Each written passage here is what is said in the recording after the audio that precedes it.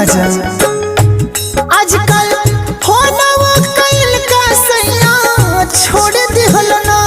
आजकल फोनवा कइल का सैया छोड़ दिहल ना। तो दिलवा कवन सवतिया संग जोड़ लिहल ना। दिलवा कवन सवतिया संग जोड़ लिहल ना। आजकल फोनवा कइल का सैया छोड़ दिहल ना।